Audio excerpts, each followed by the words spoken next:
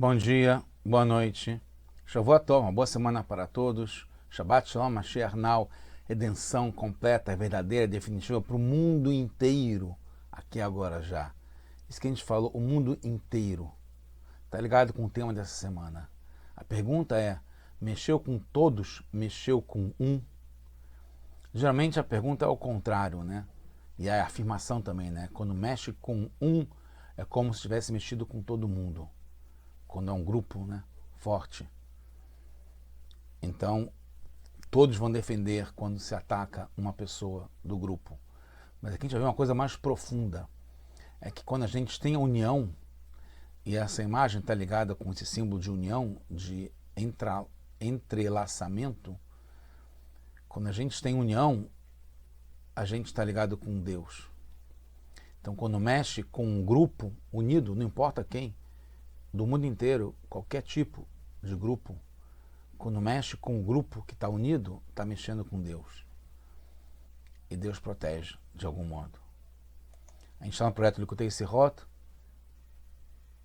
a gente está no volume 29, que é um novo livro que começa agora o Sefer Devarim e a Parashat Devarim. Essa é a primeira Sirá de Devarim, com o discurso racídico do Rebbe de Lubavitch. Então a resposta é sim, o coletivo está ligado com Deus, com Hashem, que é um. Então tem uma força protetora grande. Como é que a gente chega lá?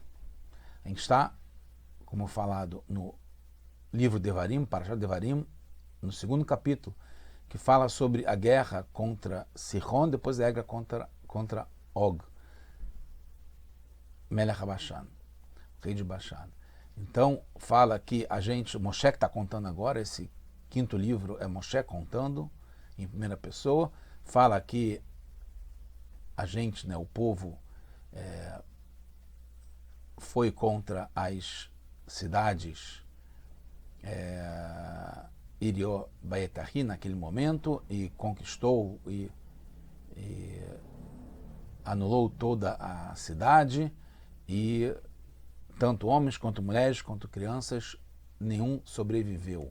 Depois, na mesma paraxá, no capítulo 3, fala que a gente capturou a cidade naquele momento, que não teve nenhuma criá. Então, primeiro fala sobre ir, cidade, depois fala criá, que também é a tradução de cidade. Não teve uma cidade como criá que a gente não tenha pego deles, 60 cidades, ir, no caso, e fala de todos os governos, todos os domínios que tinham na época, até mesmo do Og, que era da cidade do reinado de Bashan. Afinal de contas, tinham cidades Keriá ou não? Porque está falando que a gente conquistou todas as cidades, e Loitá Keriá, e não tinham cidades, vamos dizer, de Keriá. Então tinham cidades como Arav, né, como cidade, ou não tinha cidade como Keriá. Entende-se Keriá e Ir, né, não sejam a mesma coisa então, porque fala que não tinham cidades como Ir, ou tinham cidades como Ir, mas não tinham cidades como Keriá, então não está dizendo a mesma coisa. Qual a diferença que tem entre Keriá e Ir? Por isso que a Torá diz que não tinham nem mesmo Keriá, que não tenhamos conquistado, capturado. A gente conquistou não só cidades como que são Arim, né, de Ir, como também as cidades que são Keriot, Keriá. Hoje em Israel tem, né, Ir e tem Keriá também. Tem vários tipos de Keriot em Israel. Qual a diferença tem entre as duas palavras? E que vantagem tem que as Keriot, cidades em forma de Keriot, também foram conquistadas, como está sendo falado? Se a gente voltar para Parashat Masei, que fala sobre Arei Miklat, cidades de refúgio, também cidades, Arei, no sentido de ir, fala lá no capítulo 35, Veikritem lachem arim, Arei Miklat, vocês vão fazer para vocês cidades de refúgio. E aí fala, Veikritem, usa a palavra Keriá, vão fazer cidades como cidades de refúgio. que é esse Veikritem? O Malbim explica sobre o versículo 11, Veikritem Achemarim, vocês vão fazer para vocês, né, Veikritem, cidades. O Even Ezra, o Malbim traz do Even Ezra, que também fala sobre isso, que as cidades têm que ser no sentido de Keriá. O que quer dizer isso? Alguns comentaristas, como Even Ezra, como Malbim, dizem que Keriá é uma cidade cercada por muralhas, diferentemente de uma cidade normal. Quando se fala em né, quer dizer Prazot. Prazot são cidades que não têm muralhas. Como tem na própria Torá logo depois. Que fala, não teve nenhuma Keriá, nenhuma cidade com o nome de Keriá, que a gente não conquistou delas 60 cidades como E como fala também,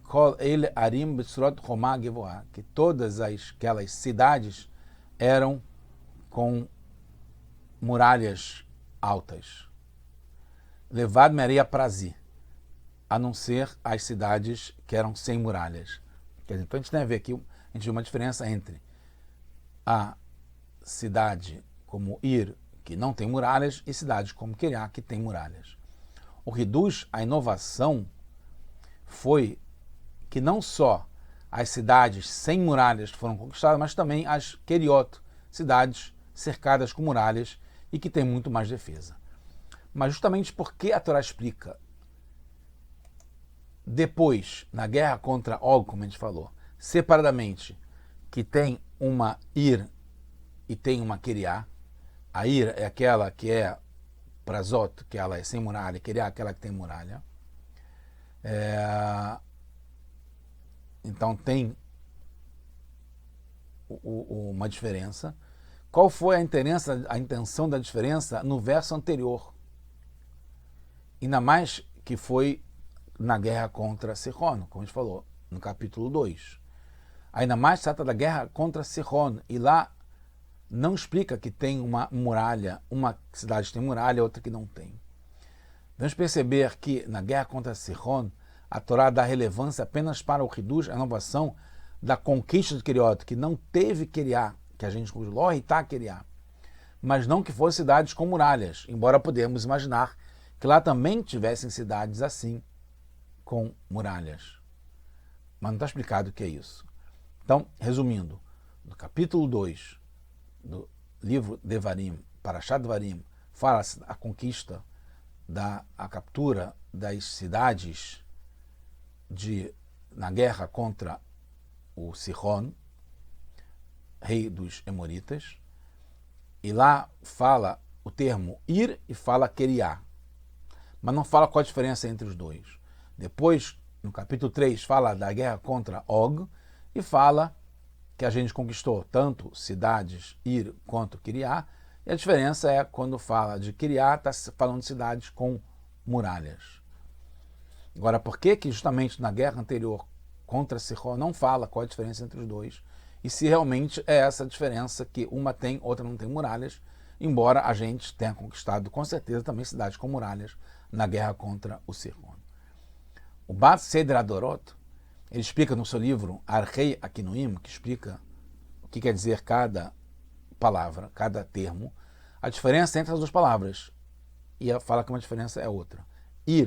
É uma cidade que não tem habitantes e moradores, e Keriá é uma cidade com habitantes, assim como tem no livro Melachim Aleph, Reis, número 1, Vaomer Madua Kola Keriá Romá, porque essa cidade está tão alvoroçada.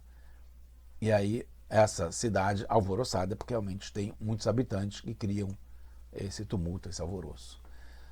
A gente vai ter melhor no Rambam, livro sobre Alachot, leis, quando fala sobre as leis dos assassinos, e vai falar sobre o assassino, que é aquele que comete um assassinato não intencional, sem querer, e ele vai fugir para uma cidade de refúgio, que está ligado com a Parashat Masé, que a gente falou, que a gente tem que fazer uma Arei Miklat, cidades de refúgio para abrigar, absorver esse assassino sem querer que quer fugir do vingador do sangue do seu parente próximo que foi assassinado sem querer.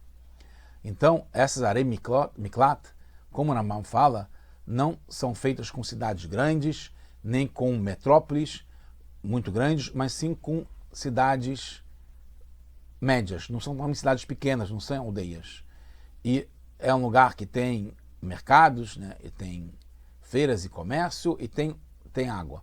Se não tiver água, tem que botar água lá, e tem que sempre, se diminuir o número de pessoas lá, tem que ter mais pessoas para ter sempre uma cidade habitada com um número suficiente de habitantes. Tem que acrescentar. Se diminuírem moradores, tem que acrescentar, como inclusive Kohanim, Leviim e Israelim. Então o Rambam explica sobre cidades de refúgio que tem no passo que a gente falou, Arei Miklat, que deveriam ser como Keriot, até com Kohanim, Leviim e Israelim. Então, as cidades como uma Keriá, que é habitada como está no Sefer Adorot, no Sefer Adorot. Precisa ter o público, o todo, para chegar no um, como a gente falou. Precisa ter o mexer com todos, para a gente estar mexendo com Hashem. Mas nossa Parashá fala que mesmo Ir tinha habitantes. Vanir Kadet Kol Arav, a gente capturou todas as cidades, Batari, e aí tinham lá homens, mulheres e crianças. Então, essas Arim, não fala Keriot, tinham também habitantes. Vemos no Rambam que se diminuiu a população, levam os Kohanim, etc. Se diminuiu o Ritvas, fala por que isso? Porque tem que ter humildade ligada com os Kohanim Leviim, tem que ter piedade. E certamente os Kohanim Leviim não vão ser assassinos e também não entregarão o assassino nas mãos do vingador. Então a cidade tem que não só estar habitada, como habitada de uma forma com humildade e piedade e pessoas que fazem o bem e não fazem o mal. Por isso no Rambam, Maimonides, consta que devem ser cidades médias, que é mais agradável para poder morar, residir. Também tem que ter comércio e água, são condições mínimas que tem para poder ter uma vida normal. Se não tiver, tem que levar, que parece ser condições colaterais para o exilado, mas são importantes. Os Achronim colocam a questão do crescimento dos assassinos e a cidade não conseguir absorver, como está em Makot, na página 10a, Aleph.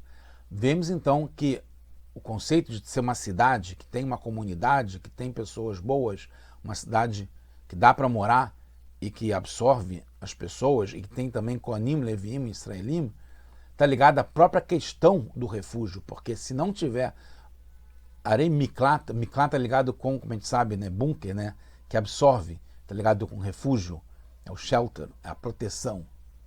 É uma cidade de proteção. Para ser uma cidade de proteção, para nos refugiarmos lá, para podermos ser absorvidos e abrigados, tem que ter todas as condições boas. Pessoas humildes, pessoas com piedade, pessoas que não vão entregar as pessoas, que não vai ter coisas negativas, tem mercado, que tem água. Como o Baal Seder Adorot coloca, do próprio verso da Torá, que exige que a cidade de refúgio seja uma Keriá, porque está escrito Veikratem Lechem Arei Miklat. A Torá exige que a cidade de refúgio seja uma Keriá e, portanto, seja habitada e habitável. Quando o assassino entra na cidade de refúgio, ele deve ser absorvido, o Miklat, proteção, que não aconteceu isso agora no 7 de outubro, que a gente foi brutalmente assassinado dentro dos próprios bunkers e refúgios. A gente tem que estar protegido pela comunidade e não pode mais ser vingado. O assassino de uma única pessoa, a gente vai entender qual é o conceito que está ligado a isso, atinge a comunidade inteira, pois todos somos como uma única existência. Então, o assassino de uma única pessoa atacou o geral, ele se separou da comunidade. Então, sua defesa e perdão, justamente o contrário, está justamente ali.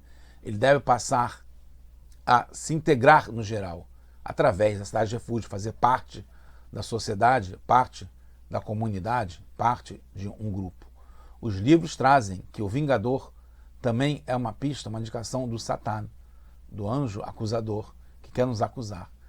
O exílio para a Ir Miklat, a gente ir se refugiar nessa cidade que tem uma comunidade que é habitável e tem habitantes, serve como perdão capará para o assassino que fez sem querer.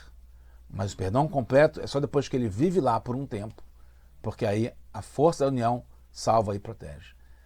Pelo contrário, o Sihon e o Og tinham, que é a força contrária, adversária, eles tinham não só uma força física tremenda, mas também tinha a união das Keriot, que são essa defesa espiritual de uma cidade que tem união dentro dela. A geração da Aflagá, da Torre de Babel, da dispersão, também tinha isso, diferentemente da geração do dilúvio, que não teve. Então uma foi castigada, que ela acabou totalmente, e a outra foi só dispersa, que foi o contrário da união que eles tinham, que eles estavam todos com o mesmo ideal. Mesmo assim, a gente ganhou a guerra contra Sihon e Og, que tinha essa união também, não só física como espiritual, das Keriot. Mas a união deles era só num objetivo comum, como tem os inimigos que querem destruir a gente. Mas não é na essência, eles não estão unidos, que está mexendo com todos, mexendo com Hashem, com Deus. Por isso, outros povos não têm o conceito de Sibur, que é esse conceito de comunidade que tem todos os tipos de pessoas. Mesmo depois de se juntarem os outros, cada um continua como sendo um indivíduo. Pode ser com interesse comum, motivo comum, mas cada um de uma forma separada, com a sua agenda própria. A conquista de Sihon e Og foi no caminho da conquista de Eretz Israel, de entrar em Israel. E já foi considerada o seu começo da conquista.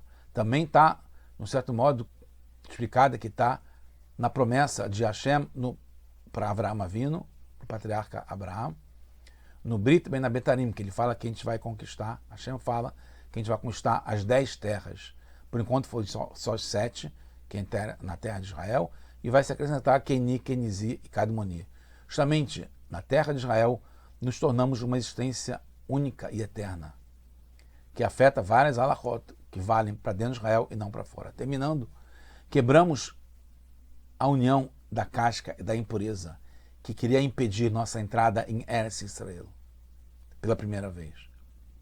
Essas parashot são lidas sempre nessa época do Ben Ametzarim, entre os estreitos, os apertos de 17 Tammuz e Tisha B'Av, que está ligado com a destruição do templo do Beit HaMikdash. O significado de Keriá, de cidade como Keriá, não é só uma cidade que tem muralha, mas uma cidade que tem união, que tem habitantes e habitável. Tanto em Masei, quando fala sobre Arei Miklat, quanto em Dvarim, que fala sobre a guerra contra Sihon e Og, estão relacionadas com essa época que a gente está aqui agora. Não só a época está ligada com a destruição do Beit HaMikdash, como a época que a gente está agora da Geulah, está em redenção já com Mashiach. A causa da destruição do Beit HaMikdash e do exílio foi o ódio gratuito, foi a desunião. O conceito é justamente aí. Fazemos nossa Keriá de união, nossa cidade de união, mesmo ainda nas jornadas do exílio, do final do exílio. E mais agora, ao cruzar o Yarden, a linha de chegada com Hashem, expandindo nossas fronteiras, incluindo os Keni, Kenizi, Kadmoni, com Mashiach Tzidkenu, com a Geulah, redenção completa agora já. Mashiach now.